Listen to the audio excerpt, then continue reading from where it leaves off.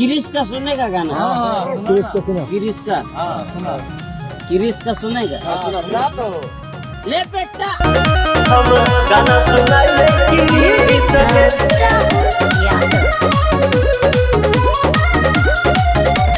कैसे पटाई माल हम ताता काल में चला गेल छोरी छोरी नया साल में कैसे पटाई माल हम ताता काल में चला गेल छोरी छोरी नया साल में गाना बजा के ईयरफोन में छौरी गाना बजा के ईयरफोन में छौरी करो दियो हमी सके उठो है दिला में टी सके हम गाना सुनाइले गिरीश के चला के छोरी बड़ी टी सके अब सुनाइए गाना गिरीश के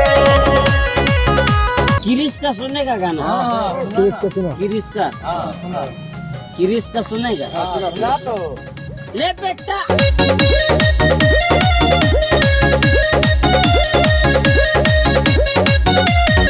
दिला लगा के गेली हमारा तू भूल गे तो सरकार कैसे कैली कबूल गे तो सरकार कैसे कैली कबूल गे दिला लगा के गेली हमारा तू भूल गे तो सरकार कैसे कैली कबूल गे लोना पपना हम दिलियो गे तोरा लोना पपना हम दिलियो गे तोरा अभी चला हो किस के मार उठो है दिला में टीस गे गाना सुनाइले गिरीश के चला गे छोरी बड़ी टीस के अब सुनाइए गाना गिरीश के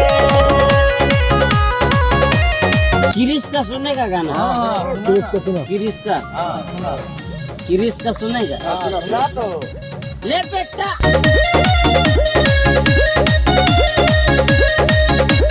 कमल से जाल के जलैयो न जाहो दिन रात याद छोरी तोरे हमरा आवो दिन रात याद छोरी तोरे हमरा आवो कमल से जाल के जलैयो न जाहो दिन रात याद छोरी तोरे हमरा आवो बिंदी बिहारी राजू के गे